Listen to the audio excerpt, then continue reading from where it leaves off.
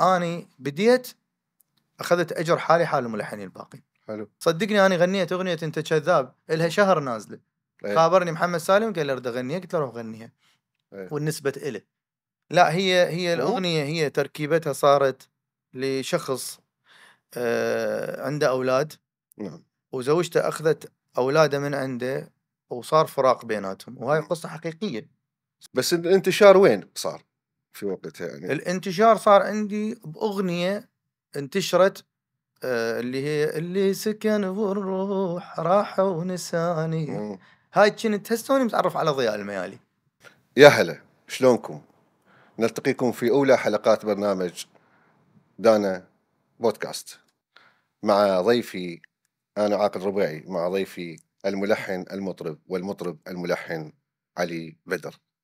شلونك علي؟ هلا استاذ عاقل، شو اخبارك؟ حلوة الملحن المطرب والمطرب الملحن. مو نعرف انت بديت مطرب لو ملحن ما نعرف. لا يعني هو اكيد للناس اني عرفوني كملحن. بس كل بدايات مستحيل واحد يكون ملحن. نبدي نغني، يدندن وين نفسه، تبدي الموهبة من الغناء. اي في المدرسة وفي الشارع نغني كنا، وبعدين دخلت معهد فنون جميلة. طفولتك كنت مشاكس وكه حرك يعني لو هادئ؟ كلش كنت والله مبين عليك. اي اني بصراحة يعني مرات الناس يقولون علي هادئ. اني افرح طبعا لانه حلو واحد يكون هادئ ورزن وكذا. بس اخواني مرات يقولون لي مرات من يقولون عليك هادئ، حتى من يقدموك الفنان الهادئ الكذا، يقولون احنا نضحك بالبيت. اللي يستذكرون الاشياء يقولون يعني لو يسالونا انه ايش قد كني شارع قلبنا، ايش قد مسوي مشاكل بالمنطقه. على فكره المواقف الاطفال الطفل كان يعني دائما ما تنسى، يعني دائما تبقى بالذاكره ما تنسي. اكو مواقف يعني بالذات هواي، يعني هواي بصراحه. يعني كل واحد عندنا موقف بالطفوله سواء بالمدرسه او كذا، عندنا هاي يعني مواقف. يعني أول شيء أنت كنت طفل، هم عندك هاي الروح الفنية دندنة ويا نفسك أو؟ اي هو قلت لك يعني أنا بالمدرسة كانوا يطلعوني برفعة العلم على مود أغني. ليش؟ لأن فد يوم أتذكر الأستاذ عدنان كان في فرقة الإنشاد، كانوا يجون يمكن المشرفين النشاط المدرسي على المدارس. بالضبط من النشاط المدرسي يجون يفرون على المدارس يختارون ياخذون المواهب للاحتفاليات اللي تصير ماكو المناسبات. فافتر علينا اختارني أنا من ضمن كم طالب اختارني. أتذكر أستاذ عدنان هو يعني إجانا، فصرت ملفت للانتباه بالمدرسة. يعني المدرسات يعني مميز بهاي اي المديرة كانت أول ما هذا تقول مثلا خلوا علي هو يطلع برفعة العلم أنا أغني. تعرف قبل كنا رفعة العلم يوم الخميس لازم تغني أغنية وطنية لازم. فاني اوقف بأيام قبل الله اكبر للنصر خطواتنا راياتنا فوق. انا ليش حافظها؟ لان اخويا كان بالمسرح العسكري ويا فرقة المسرح العسكري كان يعني من زمن كاظم. اي مع كاظم ومالك ومحسن وشعبان صباح ومحمود شاكر وحميد، مجموعة هواي يمكن حتى فاز اسماعيل لا انا اللي اتذكره كان جاسم شرف. اي نعم كان يقودهم الاستاذ سليم سالم. هو اللي يقودهم. اي كان اتذكر كانوا يوقفون هيجي. اي صح يوقفون بالاول واحد يوقف كان سليم سالم وبعدين زين والباقين ورا. فاخوي يكون ثاني واحد يمكن يم جاسم شرف هيجي. يعني اخوك يعني كان اهتمامه كان منشد. اي كان يعني يغني يعني فرقة المسرح العسكري. وتعرف فرقة المسرح العسكري كانوا يمثلون صح باعتبار شاملة يعني شاملة بالضبط. فكان هم يعني يمثل أيضا وياهم. فأنا تعرف بعدني طفل بالابتدائية فأحفظ الأغاني الوطنية اللي يغنيها أخوي من يطلع بيها بالهذا. هسه هاي بالنسبة للأغاني الوطنية أغنية دندنة هيك عاطفية في وقتها في زمن يعني بعيد وأنت طفل. كنت أحب حسين البصري. حلو. أغاني حسين البصري لذلك أنت مسجلت أغانيه. أي طبعا. لا شوف حسين البصري صباح الخياط أنا أعتبرهم أهم ملحنين أغنية شعبية. أهم ملحنين أغنية شعبية بصراحة. والدليل هو يغنوا لهم يعني نمبر 1 هم بالاغنيه الشعبيه يعني نمبر 1 كاغنيات عادت يعني اغنياتهم اشتهرت بالوطن العربي. اي بالوطن العربي. يعني منو ما يعرف حايره صباح الخياط؟ اي طبعا كلها. منو ما يعرف اغاني حسين البصري؟ شفتك بعيني والاغاني اللي نسيتيني ومر علين. انا قلت لك يعني احب حسين البصري هواي اغني له. يعني غنيت على غنيت بالشارع يعني مناطق قبل ما العراس ايام الشدات والهذا. اي طبعا كله هم حسين البصري هاي مو هاي لازم تصير هاي ليش يعني ما ادري الهوى يسموه يعني ايقاع هوى مر علينا يصير كله. بس هي حلوه مرحله حلوه يعني بصراحه يعني ايام حلوه والطفوله تعرف كل شيء نسوي كنا نلعب دعاوى نلعب 7 سيفونات نلعب ركيضان نلعب طوبه كل الهوايات نمارسها. كانت اللعبه الحلوه لك يعني القريبه لك؟ طوبه كره قدم اكيد ولعبت بنادي العمال هواي انا صغير. نعم. لعبت بعدين بالناشئه بالرشيد لعبت بس ما ظليت هوايه لانه كان ميولي للفن اكثر من الرياضه مع العلم كنت لاعب جيد انا يعني. هسه مرات من اشجع فريق يقولوا لي يا معاد شو لك علاقته بالطوبه؟ لان انا ما انزل سوالف على الطوبه وما ادري شنو. يعني مرات يتفاجئون من اقول لهم والله كنت العب طوبه انا وحلو العب. اي مو هاي يكون معلومه ترى ما يعرفوها هواي يعني مثلا مو بس انت حضرتك يعني هواي من الشعراء من الفنانين يعني حتى كممثلين كمطربين. بالضبط يعني هي قلت لك بالبدايات انا اتفاجئ مرات احيانا يعني الهوايات تصير هوايه بالبدايه. ولو حتى اهم شيء انت هم كنت بالشارع زين اسالك سؤال انت كنت عاقل مثل اسمك لو وكح؟ عافية عليك وين لقيت السؤال؟ اي هاي شوف انت اهلك مسميك عاقل زين هل انت عاقل؟ لا انا بطفولتي اوكح طفل بالعالم يمكن يعني مثلي واسمه عاقل. هي واحد اسمك علي وبدر انا عاقل.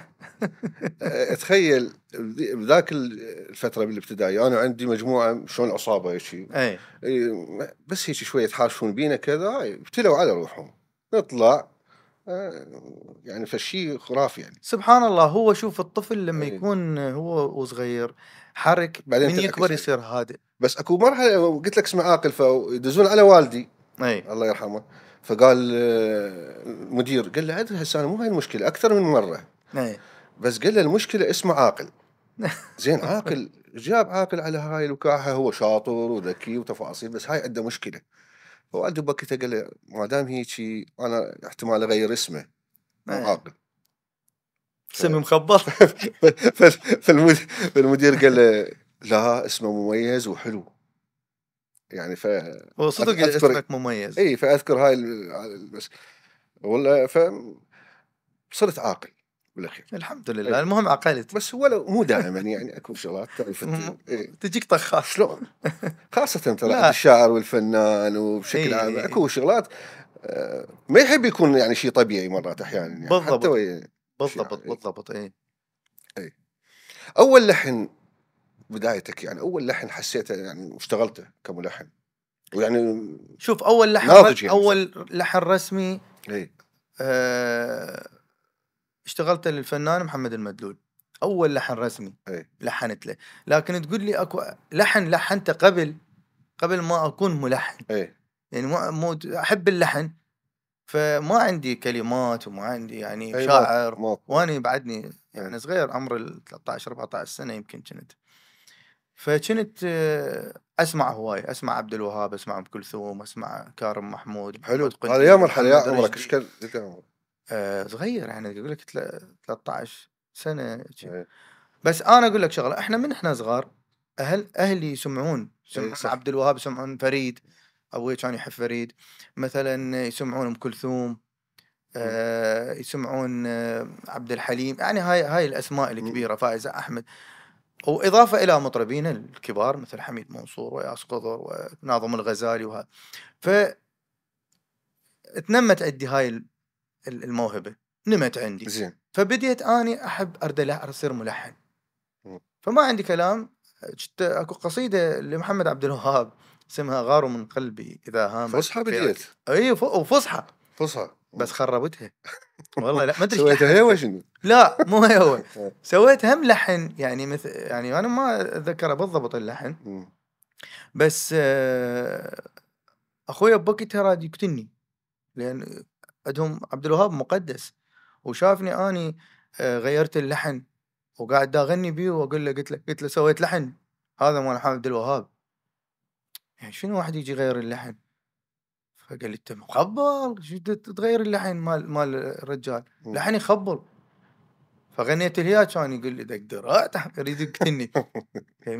المهم هاي اول بدايه يعني كواحد على الفطره. اي هاي على الفطره. بعدين رسمي قصدك اول واحد رسمي هيك طالب في معهد فنون جميله. لحنت لمحمد مدلول اول مطرب، وراها قاسم السلطان، محمد عبد الجبار، جرت ما شاء الله يعني حاتم العراقي هواي. هيك بدت. بس الانتشار وين صار في وقتها يعني؟ الانتشار صار عندي باغنيه انتشرت اللي هي اللي سكن بالروح راح ونساني. هاي كنت هسوني متعرف على ضياء الميالي. واني عندي فكره الدخول بس ما اعرف اكمل الشغل. تكتب يعني؟ اي ضياء اجى كتب لي هاي. يعني كنت كاتب شغلته؟ كاتب شويه دخولي اللي سكن بالروح راح ونساني وملحنها، بس ما اعرف بعد شلون اكمل الاغنيه. كمل لي اياها ضياء. واشتغلت مغرور انت مغرور كاتني بغرورك. اي هذني اثنين. هاي من كانت مغرور؟ محمد المدلول. هي قلت لك محمد بعت له الاغنيه مغرور انت مغرور وياه راح ونساني. اثنين هن بنفس الوقت سجلنا 3، واحده خليجيه بس ما اتذكرها يعني ما اتذكر الكلام مالتها. اتذكرها بس مقامنا هون كانت خبيتي. سجلت واحده خليجيه واثنين عراقيات لمحمد المدلول. هاي البدايه.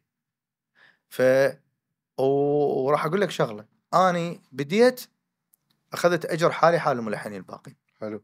لان محمد بوقتها للامانه انطاني اجري حاله حال ضياء الدين في وقتها وحسن فالح. محمد مدلول اي انطاني اجري كامل يعني كنا ناخذ ايش قد على ال 15,000. انطاني مال 3 اغاني 45,000. اكو عكسه، اكو ما ينطون.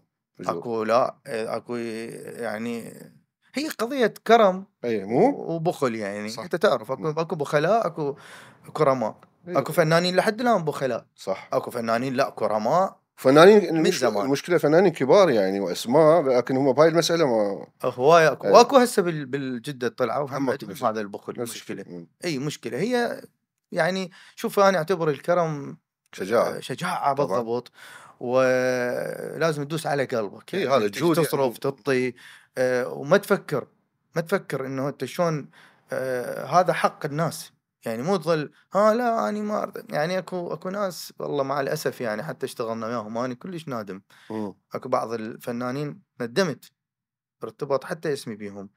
هذا الوسط الفني هسه مثل حتى ذات. اي نعم هو حتى الندم ما عندهم نكران ذات، مو اوفياء ومو كرماء وما عندهم مواقف.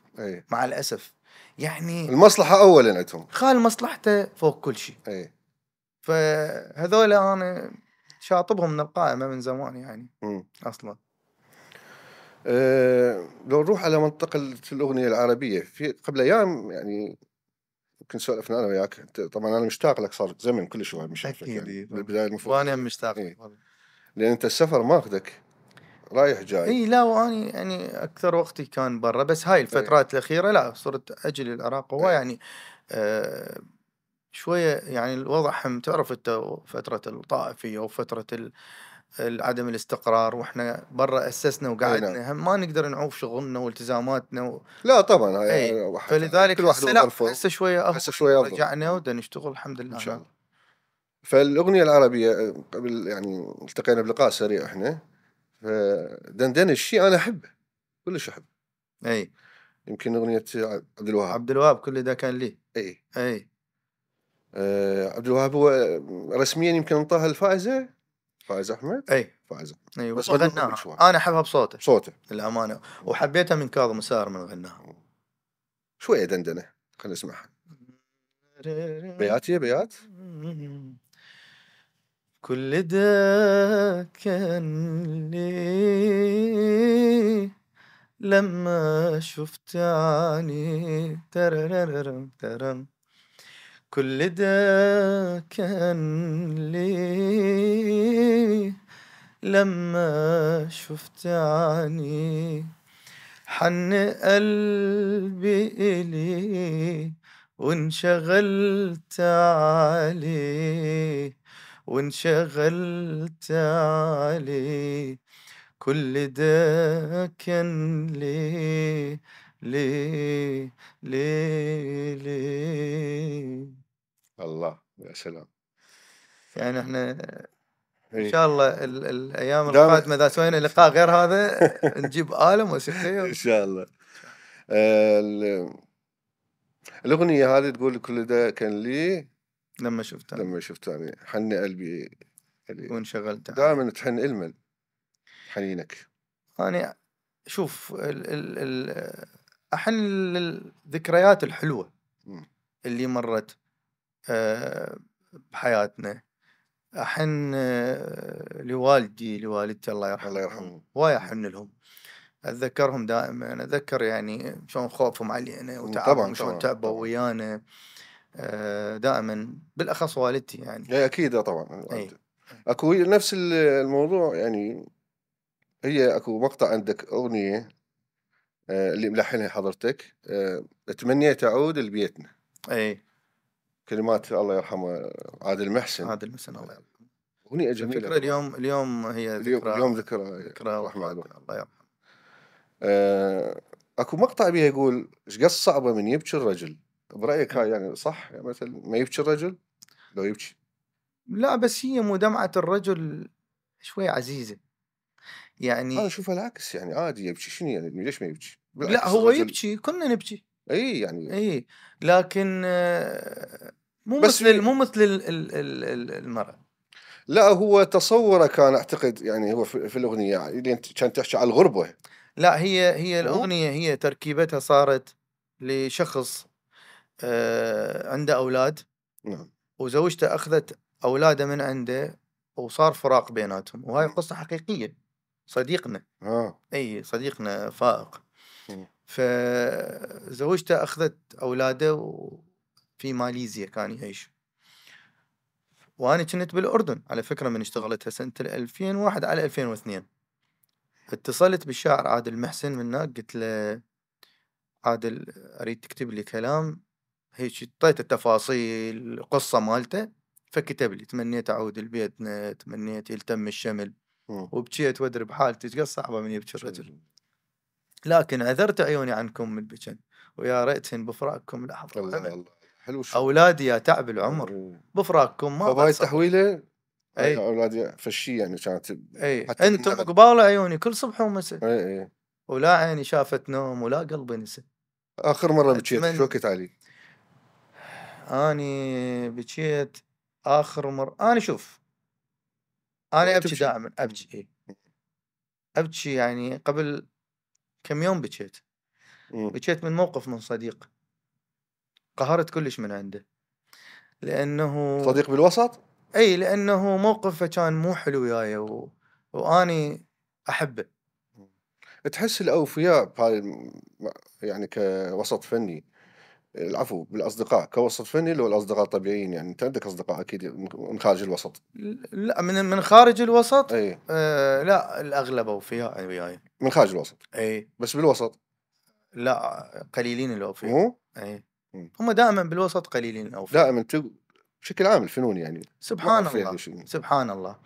يعني هي مو قضية، شوف هسه احنا اكو بعض الفنانين مثلا بدون ذكر اسماء حتى لا يقول لك انت ذكرت فلان وهذا، اكو اصدقاء بالوسط الفني هو ما مشتغل وياك على اساس المصلحة، يعني مطرب مو على مود الحل، لا هسه انا اكو مطربين ما ملحل له جملة بس صديقي.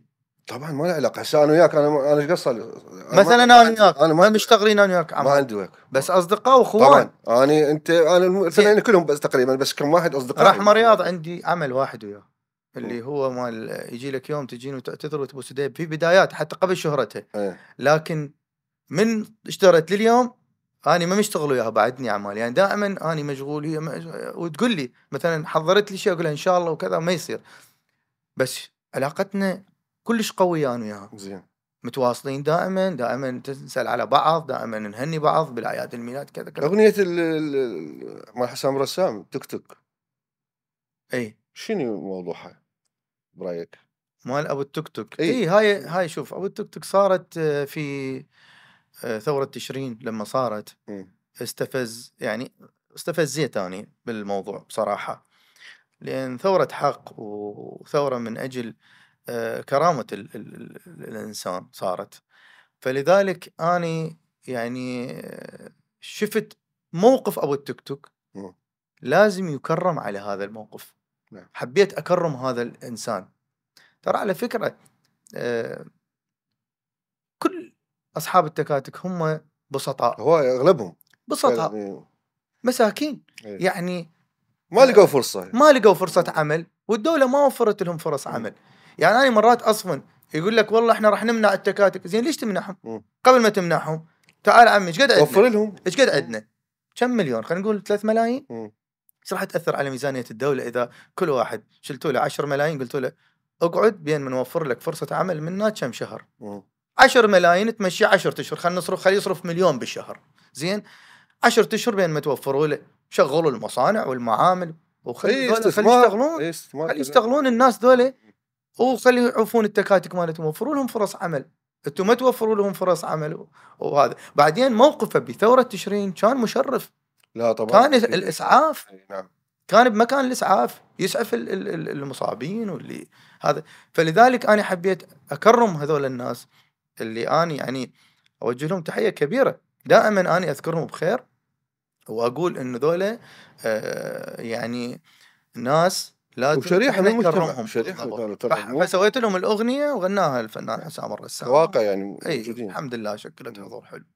علاء حبيبي، وصلنا إلى سؤال حول التواصل الاجتماعي. نعم. وشنو أشياء ودمارات. اضحك يلا. أكيد ذكرك بشي ضحكت. لا هي ذكرنا بأشياء وايد. اي مصايب اكو بالمواقع التواصل الاجتماعي. زين. اي مصايب يعني اكو شيء سلبي وايجابي. طبعا احنا مع المحتوى الايجابي طبعا اكيد. انا زين. بالنسبه لي يعني مع المحتوى الايجابي اللي يكون بالمواقع التواصل الاجتماعي. اي شيء سلبي اصلا انا ما اشوفه. يعني انا يعني دائما ابتعد عن هاي السلبيات. مرات اقعد مثلا يطلعون بعض الاشخاص قدامي سلبيين ومقززين، اسوي نكس اطلع ما اشوفه، لأن خلاص شفته مرة لعب نفسي بعد ما أشوفه. تجربة عراق أيدل وياك يعني تجربة عراق أيدل يعني أنا أعتبرها من أهم التجارب عندي. أوكي، شلون وقع عليك الاختيار؟ منو رشحك؟ اللي رشحني الفنان حاتم العراقي. جيد. هو رشحني للMBC، قال لهم لأن هم كانوا محتاجين مدرب صوت أوكي يكون في البرنامج. فقال لهم علي بدر، كون هو يعني مؤمن بي، يعني عنده إيمان أنه أنا راح أكون يعني قد المسؤولية وأبيض وجه، فلذلك رشحني والحمد لله والشكر طلعنا بصورة حلوة بالبرنامج. على الرغم من البرنامج تدريب الأصوات يعني اختبار الأصوات واختيار الأغنية أيضا. طبعا أنا أبدي من البداية أسوي كاستنج. يعني كل فنان كل مطرب تختار له الأغنية. أسوي كاستنج بالعراق بمعاونة أخوي الفنان أحمد نعمة، يعني يكون وياي بالكاستنج. احنا نصير قاعتين، هو بقاعة وأنا بقاعة، تعرف الأعداد يجون هواية، فلذلك احنا نريد حتى نختار ما لحق وحدي. والكاستنج من يوم مرات أو يومين يعني حسب الموسم وحسب العدد اللي راح يجينا. إذا كان عدد هواية راح نسوي احنا يومين، مرات نسوي يوم واحد، بس هو أقل شيء يجيك 600 700. إيه الموسم الأول فوق 1000 اجونا. فلذلك ننقسم قاعتين ونبدي الاختبارات شنو؟ هذا كاستنج أولي. احنا نختار من هذول كلهم 70 إلى 80 واحد. اختياراتكم صحيحة يعني ما حد يتدخل بيها؟ يعني نوعا ما اكو تدخل من الإدارة، من إدارة البرنامج اللي هم يعني المنتجين. لأن هم يعني بالنتيجة يقول لك أنا منتج البرنامج وأريد، بس ما يفرض علينا. يعني مثلا يقول لك لا واحد ما عنده صوت يفرض علينا، لا بس هم عندهم مواصفات للآيدل. يعني الآيدل عاقل بمواصفات. ليش هو يسموه عراق آيدل أوكي أو مثلا عرب آيدل؟ شنو المواصفات؟ لازم يكون عنده صوت، شكل لو كان مقبول احنا نطوره، ما عندنا مشكله، عنده شكل، عنده وسامه، عنده حضور. لازم يكون حتى يصير محبوب الجماهير. شلون يصير؟ زين انتم تختارون يعني مثل اختاريت حضرتك اغنيه الفلان مطرب او صوت يعني متسابق. اي نعم. وملائمه كانت إليه حلوه يعني برايك، بس غيروها مثلا غيرها. التغيير يعني التغيير مرات يصير مثلا علاقات. لا مرات يصير التغيير من يعني المشترك لما يجي يعني يشترك بالبرنامج بعد ما عنده خبرة، فيجي يسولف مثلا الأهله، يسولف الأصدقاء المقربين، اختارت هيك أغنية، يبدون يطوا آراء يقلقوا. مثلا الأغنية حلوة يوقعوا بمطب، هم يقومون يختاروا له أغاني، لا غني هاي غني هاي غني هاي، يصير هنا خربطة. فيجيني أستاذ غير لي الأغنية، أقول يا أبو ماني مختار لك الأغنية صح؟ قال لا أنا أرد أغيرها. من الأصوات اللي حبيتها من الشباب حتى اللي خرجوا يعني بمراحل؟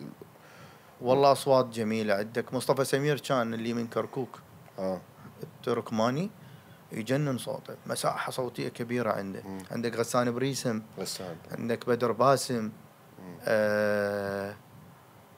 هواية عندنا كانوا يعني هواي ما يحضروني الأسماء، العفو يعني آسف من عندهم.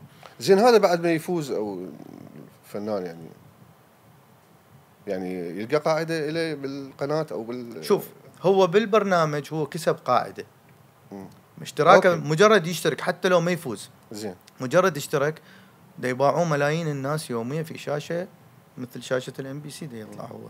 فلذلك يعني هو دا ينخدم. أكو إنتاج بالنسبة إليه مثلا. اللي يفوز بالبرنامج يتوقعوا يا شركة بلاتينيوم وينتجوا له أغاني، كل سنة ينتجوا له أغاني ويصوروا له. جيد. أنت موقع احتكار ويا شركة؟ أنا بالنسبة لي إيه؟ لا نهائيا. لا أنا ليش يعني؟ أنا ضد قضية الاحتكار من قبل، أنا ما أحب الاحتكارات. يعني ما بي إيجابيات؟ لا شوف احنا يعني كمطرب شاب يريد، احنا بالذات بالعراق إيه؟ شركات الاحتكار عندنا يعني متعبة وطويلة يعني الفترة، يعني 10 سنوات و15 سنة شنو سجن. ليش بس عندنا بالعراق؟ عندنا بالعراق هيك. بعدين هذا مالي شغلك بالمطاعم وياخذ الوارد مالك اللي حتى بعرس يعني سمعت قائمة شنو حفلة أي شيء بسيط. هي شوف هي قضية كل واحد حر. أنا بالنسبة لي سألتني لي أنا ما أحب لا أكون محتكر الأحد، لا كملحن ولا كمطرب، ولا أحب أكون تابع لأي. أنا أشتغل حر من زمان بمزاجي، لأن أنا طبيعتي مزاجي بالشغل هيك. تحب الشعر علاوي؟ طبعا. شلون اللحن؟ شلون اللحن؟ يعني أساس الأغنية الشعر؟ إيه طبعا. زين أنت مع مرات أغنية موسيقى يتركب عليها كلام؟ إيه صارت أنا هواية يعني هواية. صح هذه المسألة ولا لا؟ بيها إحساس لو أقل. شوف تبقى يم الشاعر، إذا الشاعر ما له علاقة الشعر. لا راح أقول لك هسه أنا يجيني مثلا لحن ويقول لي اكتب عليه، مو مثل ما أني وياك مقيدني، بس إذا أنت شاعر محترف وذكي تعرف شلون طبعا هو شلون تلعب بوحدة الموضوع. ما يخالف، بس أكو ملكة عند الشاعر، هذا هو يملي بحرفيته يعني. هسه تسألني لي أقول لك أنا أحب النص ألحنه. يعني أنا مثلا ملحن راح أكتب أحبك جو جفن العين حتى لو رحت ما تغيب من بالي. أنا ملحن نص هذا لحنته شاعر قصي عيسى نفس الشاعر اشتغلت وياه مثلا قدامك انت تموت خافك، لحن هذا لحن قاعدين انا وياه هذا سهل، غنيت له لحن قلت له اكتب لي هذا دارميات مثلا. اي بس القصد يعني المهم لا هذا واحد انا دحشي لك اكو شغلات مثل موسيقى كامله وبارات يعني اكثر من مناطق غناء. اي هاي شويه متعب مثلا، هاي لا دارمي عاده هو اصلا يعني كل السلس. اي ويمكن عندك انت اكثر من اغنيه دارمي يعني ملحن. انا هوايه لحن دارميات. انا حتى اخذوا فكره عليه انه هاني يعني علي بدر انت بس دارمي. لا بالعكس هو الدارمي هي يعني انا احب الدارمي. لا مو بس على هاي، هو سلس للناس، الجمل اللحنيه بيه حلوه تطلع يبقى بالذاكره بالضبط. انا هاي انت تحب يا دارمي تسمع دارميات مثلا؟ هوايه. اني يعني عاشق للدارميات. قد يجوز ما احفظه هوايه، بس يعني ما يظل بالذاكره، بس هوايه يعني. هسه هوايه من العالم اكو دارمي. طبعا ما اعرف علما، اظن يعني هو، لا هو عاده الدارمي ما يعني مو دائما صاحب للقاع. احنا كل قديم بالنسبه للحاج زاير. لا كل شو قلنا الحاج زاير. ما اعرف. المهم يقول خل نفسك بعز دوم، خل نفسك بعز دوم بالك تذلها، ولا تطلب الحاجات الا من اهلها. هذا الدارمي كلش احبه.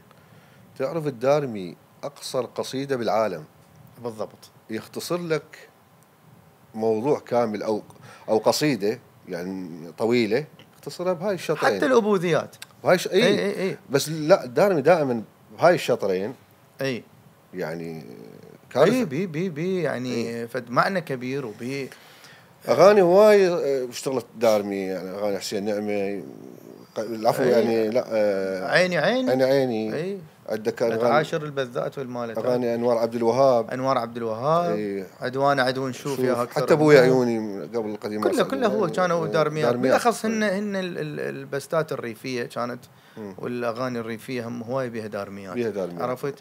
وقلت لك انا احب الابوذيه مثلا، احب تسعين يا دنيا انت بعذابي، ليش تسعين بعزم الله ايش ما عندك ضيج، تسعين اخوتي بيوم ظرفي حلو، 90 بعد ما مال حملك طعوا بي. شلون ابوذيه هاي رائعه. الزهيري احبه. اكو زهيري كتب مره ضياء الميالي يقول ويا العدل ما يجي وقت الرذاله عدل، من حيث فوق الحمل يرمع لظهرك عدل، يختار شيء الطبع والزين عنا عدل، هذا الزمان الردي له للرداء عالي. شلون هذا الزمان الردي له للرداء. حلو السياري. هيك يقول بما معنى اوقف بعدين بالقفل اوقف وخذ لك عبر من شبل حيدر علي الحسين لما انذبح ظل بالضماير عدل. هذا الزهيري العظيم احبه. حلو. هي الوان الشعر المحببه بالذات والقريبه عن الناس هي الدارمي، الابوذيه، الزهيري، ذن يسمون يعني. والومضات اكو هسه بالاخير الومضه، احيانا الومضه هم تلقاها احيانا حتى اقصر من الدارمي يعني في وقتها. زين تحفظ الشعر. انا راح الحن. حتى الفصحى احب الفصحى. راح الحن. انت هم صير ملحن لا شك. لا انا بداياتها مو ملحنت والله طبعا. ايش لحنت يا ما اقول لا والله لا والله لحنت طبعا، بس مو اسماء معروفه يعني قبل بالتسعينات تعرف يعني وقتها. يعني بديت شاعر وملحن. تكتب وتلحن مثل الطالب السوداني الله يرحمه. يعني شوف واعتقد موجوده هذا الشيء يعني مرات الشاعر الاغنيه بالذات من يكتب يعني يدندن وين نفسه، هو يكتب عليه ايقاع اصلا. يعني شعر ايقاع. فمن الملحن يتعامل ويا الملحن او كذا ممكن ينطي يعني يقول انا هيك سويت يعني ما اعرف انت بكيفك بعد. بس ضياء عنده شغلات. انا هم عندي يعني ضياء ولو اغلبنا، بس قصدي انا عندي يوسف السوداني. هو يسوي مو غلط كلامك. يصير بس يبقى محدود شاعر. لا طبعا مو مثل الملحن. طبعا. بس احيانا هو جاي يقول لك من يغني يلقى وزن يعني شلون على مود هم الوزن. زين سويت لحن وانطيت الشاعر يعني المطرب او الملحن نفذ لك اياه ونزله باسمه. لا نزله باسم. اعترف شلون يعني باسم من نزله؟ ما فهمت سؤالك شلون. هسه اكو شعراء يلحنون الاغاني يعطوها للملحنين تنزل باسمهم، وصارت هوايه بدون ذكر اسماء. طبعا يمكن انا الوحيد ما ماخذ جمله من شاعر. لا انا هاي ما اذكر، بس لا انا حتى يعانون من عندي. لا ما اذكر، بس انا هسه حاليا هم عندي شغل يعني كلحن، بس مو بصوتي طبعا، بصوت ملحن بس. لا قصدي تنزل كلمات والحان. لا منو الملحن؟ كلمات والحان طبعا اذا تنزل. لا. اذا تنزل زين قبل نازل كلمات والحان نازل قبل عادي، بس هسه بجديد عبالي تنزلن باسم ملحن يعني ينفذ لك اياه وتنزل باسمه. لا ما مثل ما صارت يعني عندنا هواي تصير اكو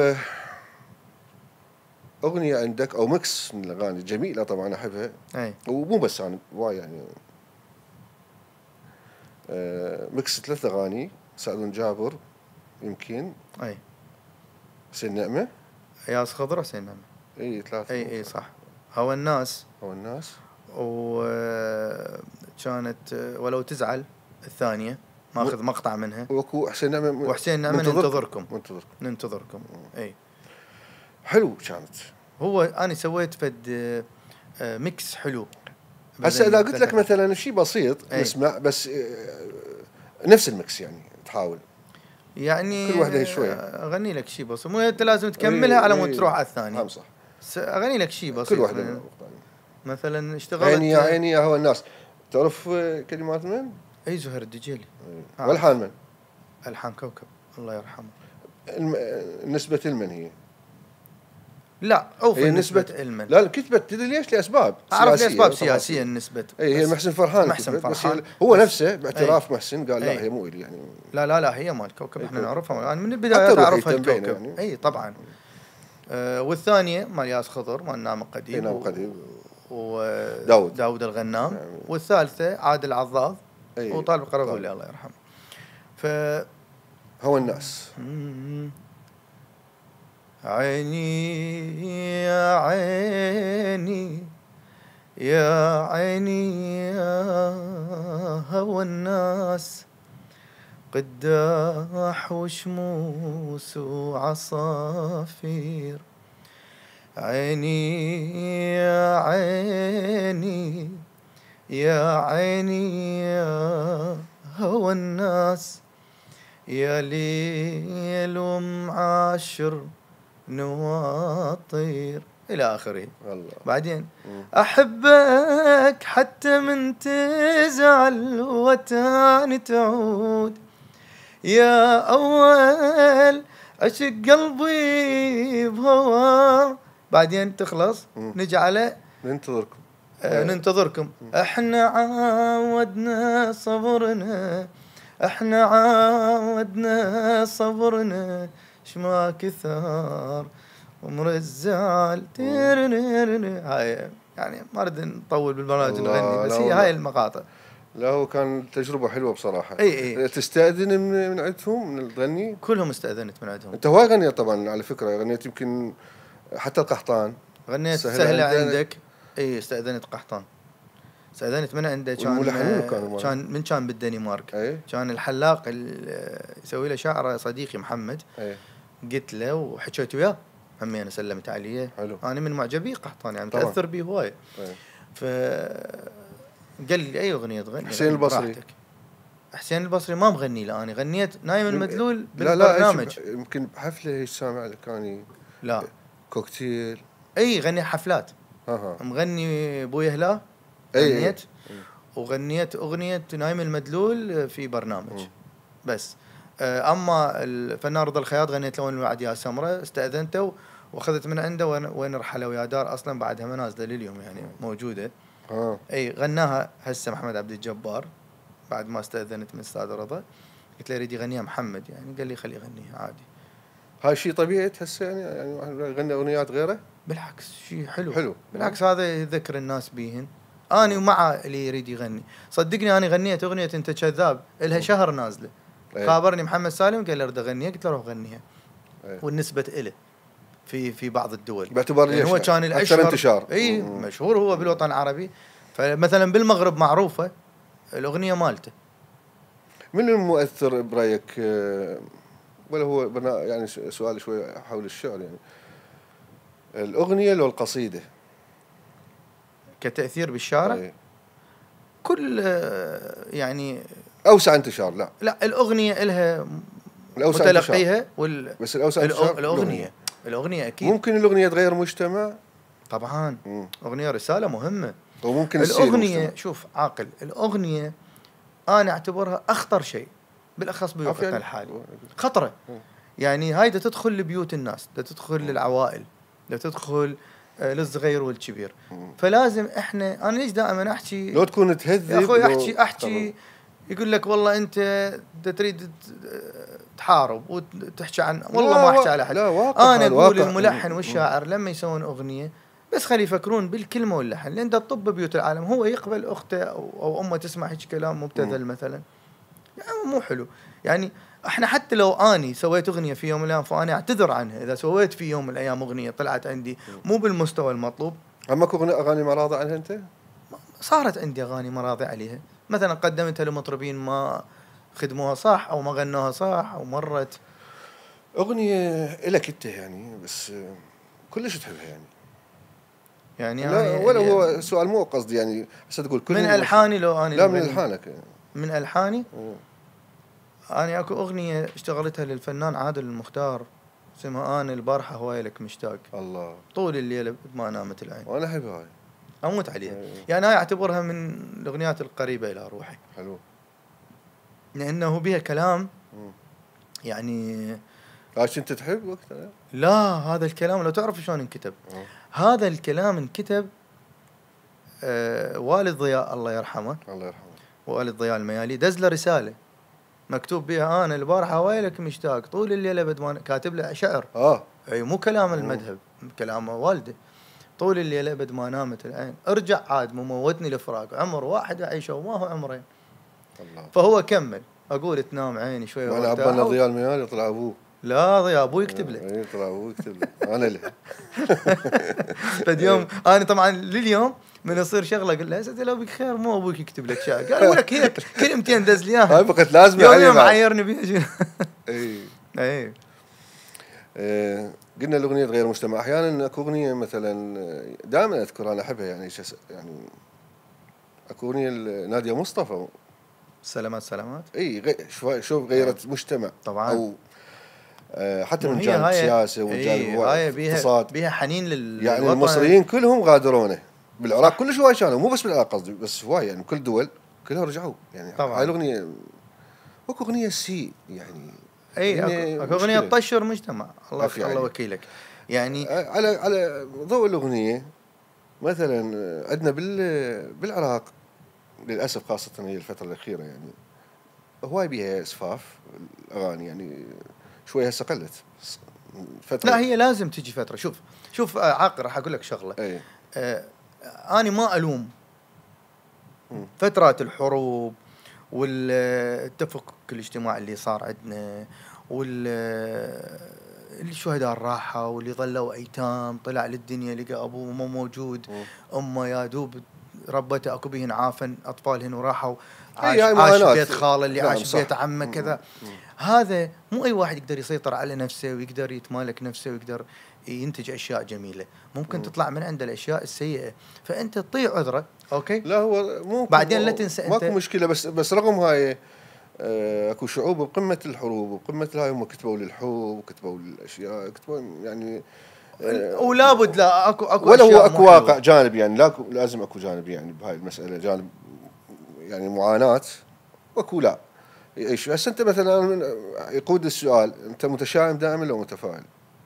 انا متفائل. اني حتى بعمري ما شكيت. حلو. شكوى لغير الله مذله. بعمري ما قلت لواحد ما عندي، وبعمري ما قلت غير الحمد لله والشكر. الحمد لله. لئن شكرتم لأزيدنكم. صدقني. طبعا. قد ما تحمد ربك من الصبح ليلة قد ما الله يرزقك من حيث لا تدري. أنا دائما حمود شكور دائما، ودائما متفائل. أقعد من الصبح ما يعني ما أقول لك ما أدير بال للحياة، لا أحسب حساباتي وأخطط، وأنا مخطط ذكي، لكن بنفس الوقت مو متشائم. أكره البخيل وأكره اللي يقول ما عندي. مثلا تجي عليه تقول له شلون الأمور، شغل هاي ما أنا بعز ما عندي شغل، يقولون شلون، يقول لهم خير من الله الحمد لله والشكر. والدليل شوف أنا مرات الناس يصوروني مليونير، يعني يلزمون أخويا مثلا وضعه صعب شوية المادي، يقولوا له يعني معقول أخوك علي بدر وأنت هيك وضعك؟ صح، الناس شكليات اللي هم الظاهر. أنا الحمد لله والشكر مكتفي. الحمد لله. مو مليونير، لكن أنا بنفس الوقت يعني حامد الله وشاكره على كل اللي عندي. الحمد لله. الحمد لله. مستورة. ترضى بسرعة من واحد يزعلك؟ ترضى لو مو تسامح؟ أني أنسى. أني قلبي طيب. يعني أنسى ومسامح، بس أدي شغلة يعني إنه خلص إذا صفحة طويتها أطويها، يعني ما أرجع لها، خلص انتهت. لكن مثلا صديق أساء لي، تكررت الإساءات، خلص أبتعد عنه، بس ما أكرهه. ولا اتمنى له المو خير، لا شيء عابر، اتمنى له دائما الخير والسعاده، وادعي له في كل وقت. اقول الله يرزقه من اشوفه في مكان او اشوفه جايته في الشغله حلوه، اقول بالعافيه عليه وسعيد وبعيد مثل ما يقول لك. حلو. اي ثلاث ملحنين مثلا اعطيك اسمائهم. نعم. اختارهم يعني معروف. ممكن واحد منهم علي بدر. لا مثلا علي صابر. نعم. أغنية حبيتها إله هواية، وأنا غنيت له يمكن كذبت شلون عليكم كذب قال المرتاح. لا هاي بالله سربت من الاستوديو، هي الفنان حاتم العراقي. لا غنيت له تحبني ومعذبني لو تكرهني كان سويت، غنينا انا وغزلان. اي هاي مال علي، الحان علي. حلو. هاي مو حتى مو يعني مو ملحنه الي، لا هو ملحنها للفنان جواد العلي، الفنان سعودي.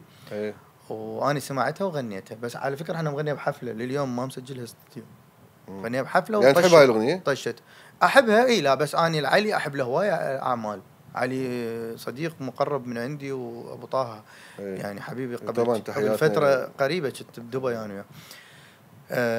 علي عنده هوايه اغاني حلوه، بس مرات تجي على بالي ادندله حرامات التعب بيهم، عشت سنين اداريهم، لكن من بعد عشرة نسان الله لا ينطيهم مثلا. الله.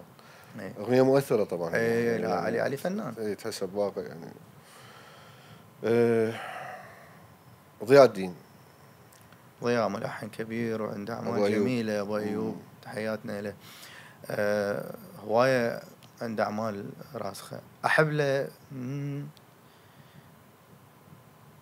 له شي يجيبكم، غناها قاسم.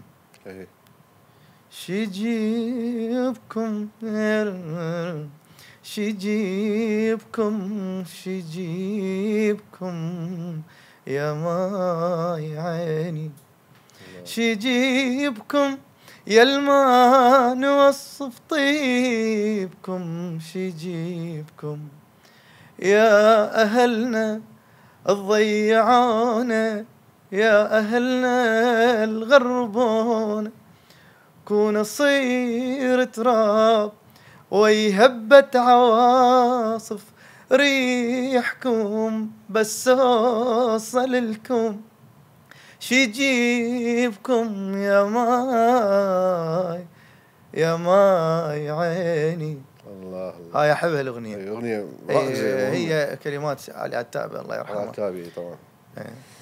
شوفي على نفس الغرار يعني نفس تانيتكم لا مناسيكم هن كلن حلوات على فكرة طبعا. حتى بس هو يحب يخاطب الجماعي يعني دائما اغنياته. يعني والله زمن من اغاني الجميله. كون شد رمش العيون ساعة البيها تجون على عتابي الشعر. نصرة البدر. نصرة عنده اعمال حلوه طبعا على فكره هواي يكون ناس يقول نصرة البدر اخو علي بدر. والله هواي صح. وهم اخويا نصرة حبيبي صديقي طبعا يعني. تحياتي. نصرة عنده هواي اعمال حلوه. يعني هواي شو اتذكر لك مثلا، يعني بس اني اكو وحده احبها الحسن الرسام، اللي هي اماني نظل على البال ولا فد يوم تنسونا، واذا مره وحشناكم الف مره وحشتونا. هيك ذكر الكلام حلوه الاغنيه جميله عراقيه. عراقيه يعني. بس قلنا الاغنيه يعني اكو بها احيانا اسفاف وكذا. الاغنيه الخليجيه ما انحدرت هواي يعني هاي المساله. عندهم رقيب موجود، الرقيب بعد يعني مو مثلا هسه الدول البقيه اكو يعني. احنا ليش كانت يعني مصر قصدي هم انت فتره التسعينات تكتب صح ولا لا؟ يمكن من الثمانينات يعني من نص منتصف الثمانينات بلشت تكتب صح؟ شوف احنا بوقتنا كنا مو نروح نجيز الاغنيه كلاما ولحنا طبعا صح ولا لا؟ نجيزها، نروح انت جمعيه شعراء انا نقابه الفنانين نختم هم يفحصون اللحن والنص طبعا اذا اكو بيه مفرده. لان انا مره رحت دا اجيز نص، كان كاظم السعدي مسافر برا، فانا كتبت الكلام ورحت دا اجيزه بالجمعيه. حلوه وجميله لكن بخيله، قلت لها بوسه عملت لي هوسه. قال لي شيل البوسه استاذ محمد المحاولي. قلت ليش؟ قال لا هاي خادشه، شنو بوسه؟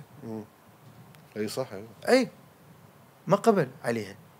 لا طبعا كانت حتى من تاخذ الكتابه او شيء واذا شيء مو منظم يقول لك رجعها رتبها بالضبط. افتهمت شلون؟ فاحنا كان اكو رقيب، الرقيب راح.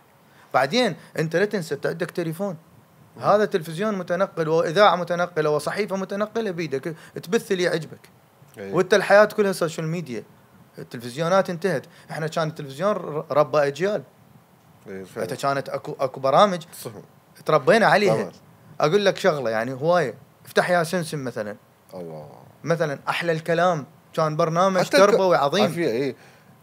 حتى افلام الكرتون كنا نتعلم من عندها. حكايات زين مواعظ يعني وايد بيها. بالضبط. بعدين احنا كنا قبل، تتذكر ايام قبل كنا نسوي مناظرات ثقافيه، نطلع المراكز الشباب نسوي مناظرات ثقافيه. اكو كان عندنا دار فن، اكو كان عندنا اماكن للثقافه حتى ننشر الثقافه والوعي حتى هاي مال الكشافه وهاي مال الاختلاط كلها تبقى فتره يعني يعيشوك يعني شلون. طبعا يعني هاي المعسكرات. اي القصد هاي احنا اختفت من عندنا، اختفت من بعد 2003. مو قلت لك هي قضيه مجتمع صارت مشاكل بيه والحروب اللي مرت، واحنا هم الله يساعدنا طبعا. يعني يا عاقل هسه راح يجيك واحد يقول لك، ذاك اليوم واحد قال لي اقول لك يعني بالثمانينات ما كانت اكو حرب، لا احنا شلون تربينا؟ قلت له حبيبي الحرب خارجيه كانت مو داخليه. اي وكنا عايشين عيشه صح، يعني موجود الدوله وقانون وكذا. على الرغم اني ضد سياسه البعث، انا من زمان اقولها انا ضد سياسه البعث كسياسه خارجيه. الداخليه كانوا مسيطرين بالسياسه على ما احب السياسه ولا احب التطرف الديني ولا احب هذا. انا احب الجمال في كل شيء. نعم. انا اتصور مسدس ما اعرف ما لازم بحياتي انا اي مره فد يوم هدولي مسدس رجعته قلت لهم عمي هدولي عود هدولي بيانو شنو هذه لي مسدس. اي والله صدق انا شعليه بالمسدس. انا مسدس ابو المي ما فد يوم ما حويته. اي والله ما احب الطلقات. اذا اشوف طلقه هنا تلعب نفسي انا ما اعرف يعني عنف ما احب حتى بالعسكري يعني قصدي حتى ما رميت ما اعرف. انا احب الجمال. قالينيشن كله غلط ولا واحد. لا انت شنو انا رسالتي الجمال، رسالتي المحبه. انا فد يوم اخذوني في برنامج يودونا ل هذا رمايه، فطوني مسدس قالوا لي ارمي، فرميت كان تجي بالنص. قال لي عشان تقول انا اكره السلاح؟ قلت له عمي بالصدفه والله. قلت له انا ما اعرف يعني او حظي جابها بالنص. قال لي بس لا حتى اللزمه مالته. قلت له ايه هسه شنو هي الفيزياء هي سهله بس انا ما احبها يعني. الصدفه تخلق مبدع احيانا او تخلق يعني. لا هي الصدفه تلعب دور طبعا في حياه الناس، لكن انك تكون مبدع هذا لازم عندك الموهبه يعني. لازم اكو موهبه جواك حتى تكون مبدع. بعدين اكو فرق. شوف بس قصدي انا هنا مثلا الصدفه ويا علي بدر.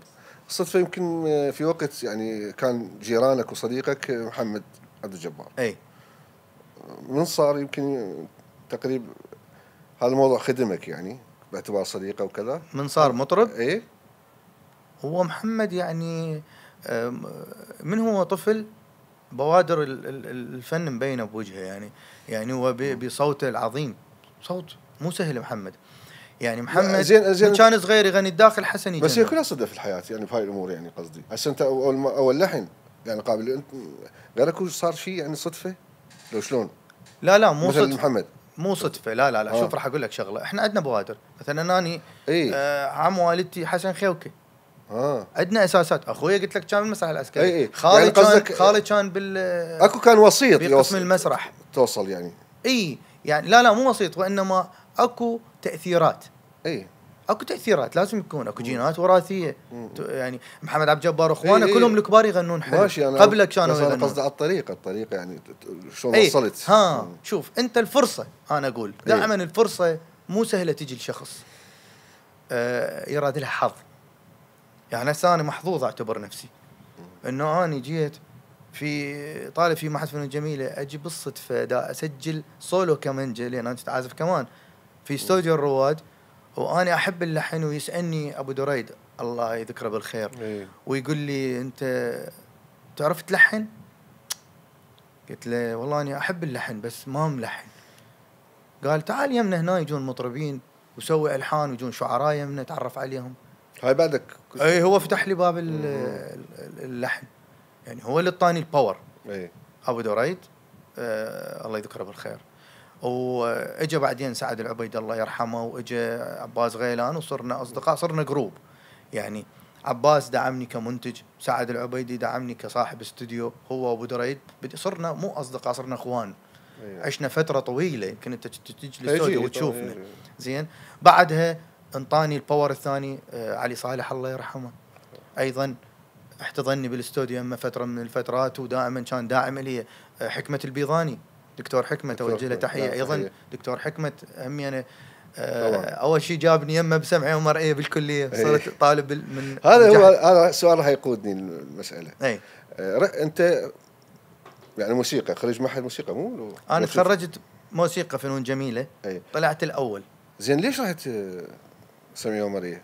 انا اقول لك يعني احنا تتذكر قبل كان بزمن قبل، يعني قبل 2003 كان اللي يطلع اول حتى عسكريه ما يلبس. انا هاي ملاحظه لازم اذكرها، لان ذكرتها بلقاء.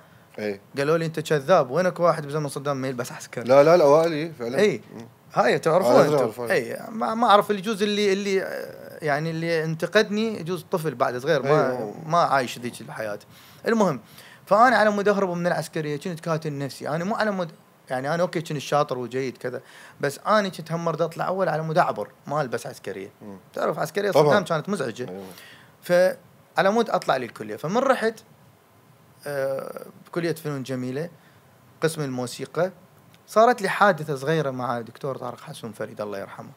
شويه صارت انا وياه كرهني. هاي بالكليه قصدك؟ بالكليه داومت اول سنه، داومت قسم موسيقى. مو انا هم اذكر. داومت يعني. فهي صارت شغله انه سالنا سؤال، قال انتم شنو قاعدين هنا؟ فانا نطيت من يمي، انا مفتخر انه انا طالع الاول. قلت له احنا العشرة الاوائل مال فنون جميله، هيك قاعد سالت له. كان يقول لي وينك اوائل؟ بهالطريقه استهزئ بي. قال كلكم بالفلوس وبالواسطات. انا هاي الحكي انا بمعهد فنون جميله اغاني تطلع بتلفزيون الشباب يوميا، علي بدر معروف، فذول الطلاب يمي يعني قالوا يا عمي غير انت يعني انا في وقتها اشهر منه للامانه، هو كدكتور بالجامعه بس انا كمشهور يعني اسمي يطلع يوميا. قهرت، قلت له دكتور يعني ليش تحكي انا بهاي الطريقه؟ والله احنا شطار واحنا اوائل صدق، بعدين اني ملحن. كان يقول لي قوم اطلع برا يلا ولي، ما اريدك تجي بعد بدرسي. صارت من ذاي فقال لي يا بعد راح يظل شاد ياكل هذا كله. حاولت مع الله يفرح ما على روحه، يعني اني كلش يعني قهرت من توفى وهذا. فحكمه البيضاني دكتور حكمه كنت يمه بالاستوديو، قال لي ليش ما تجي سمعيه ومرئيه؟ ومن الاعلى للادنى كانت موسيقى اعلى من السمعيه. قال لي تقدر تنقل؟ قلت له يصير؟ قال لي يصير. وانت شو تسوي بالموسيقى؟ تطالع اول راح تجي تبدي من جديد صدق، لان يجون من الاعداديه ويانا ويجون يطوهم من البدايات. زين دو ري مي فا صول لا سي، وانا كلها عابر عليه. طبعا. فما راح استفاد شيء. فقلت احسن شيء اروح للسمعيه ومرئيه، همي انا غير اختصاص. وبالمسرح انفتحت لي افاق رهيبه، يعني استفاديت من المسرح. قمت اسوي موسيقى مسرحيه، قمت اشتغل، وكلهم كانوا وياي طلاب. كانت ايناس طالب وياي، وعلي محسن العلي، وزيدون صادق علي شاهين، وبيان الزيدي، وكان ويانا بارع. يمكن بارع كان وياك؟ بارع كان لا هوايه كانوا ويانا. لا بارع اعتقد بالدوره لو قبل لو بعدي.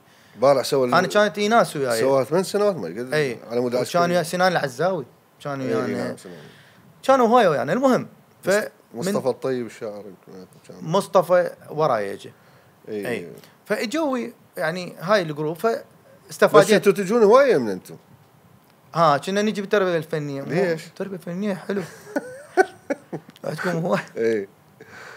احنا بنات هواي كانوا بالتربيه الفنيه. بنات اكثر. احنا ماكو ولد يمنا، ماكو بنات هوايه. فلذلك نجي يمكم. التربيه الفنيه والموسيقى والخط والزخرفه مكان واحد كان. وحلوات يمكم كلهم حلوات. هاي شنو يختاروها هيك؟ رغم هاي انا شفت اروح الموسيقى، انا تربيه فنيه. انت تجي للموسيقى على مود مصلحتك، يعني الملحنين والموسيقيين كلهم ومطربين. قيس هشام كان موجود، قيس هناك وتعرفت يعني زين. فاجواء حلوه كانت. اي اجواء حلوه. شو جو الجامعه حلو كان، احلى اجواء عشناها. اي حبيبي علي، بعد شو اخبارك؟ والله الحمد لله زين، الحمد لله الحمد لله. عاده بالسفر تسافر هواي طبعا، يعني عندك مثل عمان رايح جاي. اي عشت بها فتره طويله. اي ولا حد بالسفر هم اثناء السفر قصدي، يعني شو تسوي يعني؟ هم يطلع عندك لحين شيء. اي هوايه.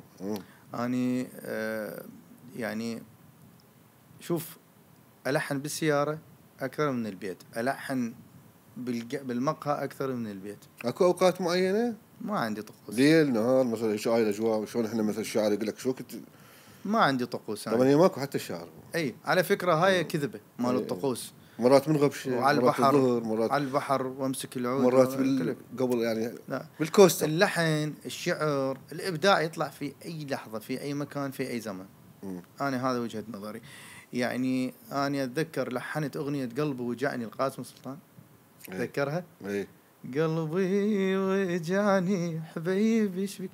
هاي لحنتها بالتاكسي من البيت لاستوديو حكمة.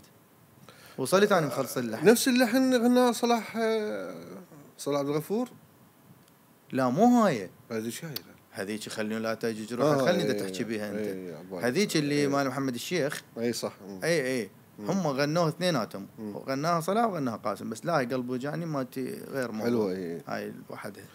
النغم او المقام يعني اللي تحبه قريب عليك. اي منو يعني؟ دائما عند الملحن احيانا حتى كمستوى على مستوى يعني المصريين والعراقيين الرواد دائما يمين اللحن يعني معين، ما اعرف يعني. شوف انا اكو مقامات قريبه مني واحب، يعني احبها دائما لما الزم العود اغني هاي المقامات، لكن قليل ملحن بها. اي اللي هي المقامات الشرقيه البحته، مثلا مقام الهزام اعشقه. مقام مثلا الرست ايضا اعشقه. احب اغني رست، احب اغني سيجا، احب اغني مثلا اوشار المتفرع من السيجا، يعني الاوشار. بس انا هاي الاسماء ما يعرفوها المتلقي يعني. اي لا قصدي يعني ذني احب اغنيهن. مع العلم لحنت كرد هوايه، لحنت بيات هوايه، لحنت نهاوند، لحنت حجاز، عجم، لحنت كلهم ذني لحنتي طبعا كل المقامات، وملحن رس وملحن سيجا، لكن وهزام لكن قليل. لأن المطربين بهاي الفترة يعني ما يطلبون، يعني بالتسعينات لحنت هواي هاي المقامات، طرقت لها، اشتغلت يعني على كل اشتغلتي، بس بالفترات هاي الأخيرة لا، تقريبا صار ما عليهن ذاك الطلب يعني، أو مو عليهن طلب، سوري من هاي الكلمة يعني. إنه المطربين صاروا يميلون لمقام الكرد أكثر، اللي هو السهل الممتنع. زين. حياتك يعني قصدي وأوقات فراغك وين تخلصها؟ احكينا عنك انت يعني علي. شوف انا قبل يعني من كنت مو هي كل فتره زمنيه انت تلتهي لك بشغله. اني اوقات فراغي من عمر 14 تقريبا لحد لما طلعت برا شت، اني الكتاب ما يفارق ايدي ولحد الان اقرا، لكن مو مثل قبل كان الكتاب دائما وياي. يعني اتصور اني اروح مثلا كنت العب طوبه، اخذ الكتاب وياي بين الشوطين اقعد اقرا له. مثلا هسه نصرة البدر يسوي فيديو ثاني عليه غير هذاك. ليش؟ بس اقول اقرا كتاب يسوي فيديو عليه. ليش شنو المشكله؟ ذاك يوم سوى فيديو عليه لين كنت تقرا الكتاب. اي المهم عوفنا الموضوع هذا، خليه تحياتنا نصرة. هو كان يمزح وياي. ف يعني احب القراءه، فلذلك تشوفني دائما مرافقني الكتاب. فتره سفرنا برا لا صرنا هوايه، مثلا اروح مقهى اقعد زين، العب ورق. احب يعني اني اوقات فراغي هسه مثلا بهاي الفتره القراءه بالبيت اقراها، ما اقرا بمقهى اروح او فشي، ما تقدر تقرا كذب، هاي ما تقرا وهوسه وصياح وعياطه. بس نلعب ورق مثلا، العب طاولي، العب دومنه. احب طبعا مو يومي، بس وقت فراغي مثل ما قلت لي. أو مرات أوقات الفراغ يعني أستغلها بأشياء، مثلا بالبيت من أكون قاعد صار عندي وقت فراغ أقوم أسوي تمارين بالبيت، رياضة، شغلات هاي. شنو اشتغلت قبل لا تكون فنان؟ هواية شغلات اشتغلت. شوف مع العلم أني يعني أبويا كان وضعه المادي جيد، يعني يعني حياتنا خلينا نقول المادية متوسطة، لأن يعني موظف كان مو كلش أي، لكن مكفيني. بس أنا كان بي يعني فد هوس ما الشغل، وأحب أشتغل، أحب يصير عندي فلوس وأنا من أنا صغير أحب يعني أروح أشتغل. فكانت أكو مخازن مال مواد غذائية يم بيتنا أروح أشتغل بيها بدون علم أهلي على فكرة، لأن بس يوم جمعة كنت أروح يوم الجمعة أنا أقول لهم راح أروح ألعب طوبة، أروح بالمخازن أشتغل يعني نحمل أي نحمل غراض. وهذا فترة الحصار لا، فترة الحصار شوية أذتنا شوية، وضع أهلي هم المادي وقع. ففتحت محل مال مخضر في منطقة الوشاش. هواي من الفنانين ما أعرف ليش بالذات يعني هاي مال مخضر. هو فتح أخويا فتح المحل لا الكبير أسماء أعرف، وقال لي أنت يعني قم تاني أرجع من الدوام أروح أفتح المحل. ويعني فترة بالمخضر، فترة بعت آلات موسيقية. كانوا أكو أصدقاء ويانا بالمعهد أكراد من الشمال يشترون من عندنا الآلات يودوها للشمال. أشتري آلة مكسورة كذا أصلحها، أروح يم مصلح صديقنا محمد رشيد يصلح ليها ويكمل، وأجي أبيعها أستفاد بها يعني. فترة بالسيارات قمت مثلا أشتري سيارة وورا فترة أبيعها أرتبها. احنا على قولة كان نقول نزروقها ومدري شنو تذكر في سبورات وشو كل شيء نخلي مثل البايسكل كل شيء نخلي لها كنا. اي شخصيتك يعني داخلك اللي بدر يعني شنو تحب وشنو تكره بيك؟ أنا أكره عطائي الزايد. أنا كلش يعني خدوم وأركض يعني للناس، شوي أروح زايد مع ناس مع البعض يعني رحت زايد وندمت. ليش ما حاولت تغير؟ صعب ما أقدر شغلة يعني هي شغلة بالدم ما أقدر. هاي الشغلة اللي ما أحبها. الشغلة اللي أحبها بيه هي مع العلم هي حتى هذيك اللي تغير هي زينة يعني، هي زينة بس مو دائما سلبية سلبية مع أشخاص يعني معينين يجوز مثلا. أحب انتمائي العائلي، أحب عائلتي، أنا أحب أهلي يعني. أنا أهلي دا أقول لك أخواني وخواتي وكذا يعني ما متزوج. ليش ما متزوج؟ يعني هذا سؤال ما قاعد تبلغ، هذا ما نسألت ما أعرف أنا شو أسأل، أنا ما أرتسأله بس أنت ما أعرف. يعني هسه الناس راح يقولون صح أنت دا تحكي وياه، وهسه إحنا أنا أقدر نسولف وأنت دا نحكي بزمالة من قبل أكثر من 20 سنة ودي يشوفك أنت مشيب وأكيد أنت متزوج وعندك جهال وكذا. فهسه ما شاء الله جهالك بطولك بس يقولك زين معقولة هذا كان وياه وهيك وما متزوج؟ يا أنا ما تزوج تلتهيت. أنا قلت أخاف أتزوج ويلهيني عن الفن والتهي وصير حياتي شوية عندي. قلت خليني مأجل الزواج. زين هذا أكون صريح بديت أأجل لما نحس ما لاحظت نفسي إلا أنا كبرت على الزواج من عبرت 40 بديت أحس إنه أني يعني ما عرفت، صار اختيار صعب علي للأمانة. صار عدم توافق فكر بيني وبين البنات يعني من خطبت 3 مرات أفسخ الخطوبة حتى على أسباب تافهة للأمانة أفسخ. يعني أنا أعترف إنه أنا غلطان وأني يعني أفسخ على أشياء تافهة. تحس من حتى وين كان خطبت أو حتى علاقات يعني علاقات دائما افتراقكم أو انفصالكم أو كذا بمعنى يعني برضا لو أكو من جانب أكو تحس خذلتن أكو نساء خذلتن إيه يعني إنه ما كملنا المشوار. إيه خذلت أنا أعترف. بعدين راح أقول لك شغلة، دائما المرأة أفضل من الرجل بالعاطفة. الرجل أناني؟ أي الرجل أناني أكثر. الرجل يعني بصراحة هي المرأة يعني كائن عاطفي زيادة وبسيط ووفي أكثر من الرجل. يعني حنون ووفي، بس الرجل مو وفي. اي بس حنون يعني ووفي بقد المرأة طبعا. اي هاي الشغلة. ثاني شيء إذا تحكي بالأسباب، أنا أغلب اللي صارت، يعني صارت عندي علاقات حتى ما أكذب أني مع نساء، أغلب علاقات اللي صارت مع النساء الخطأ بيا مو بالمرأة. المرأة تجي تلتزم وفية وما شنو، أنا مزاجي غلط، فالخطأ بيا مو بالمرأة. حلو اعترافك.